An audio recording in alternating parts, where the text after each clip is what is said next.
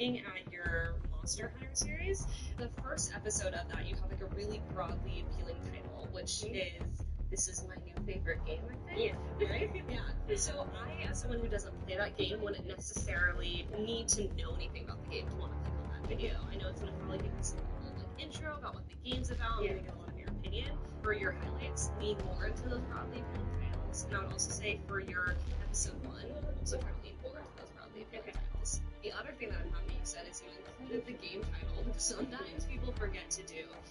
And the reason that this is really important is we will tag that game alongside your content. So the cool thing about it for you as a creator is if I'm really interested as a viewer in this game, I can find the game page and potentially find your content off of this game page.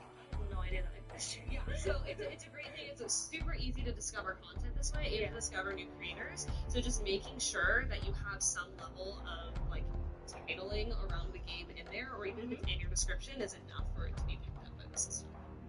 Yeah. So tell me a little bit about your thumbnail strategy right now. Honestly, my thumbnail strategy has varied so much through my time on YouTube because I've just obviously tried different styles, realised it hasn't worked, and then I've got something else. So I've tried to make mine stand out a bit more, where I've cut out like the main focus of the game and put highlight around it, like made my like image of myself bigger without seeming like I have an ego. The perfect balance. Yeah.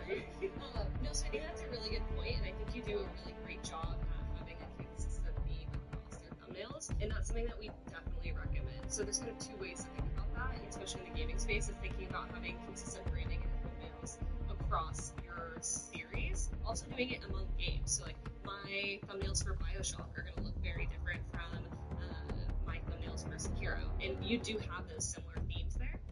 But the one thing that also tends to come up a lot in gaming, it's really easy to have a thumbnail that is overwhelming. Any thumbnail you're making, take it and trim it down really, really small and see if it's still visual.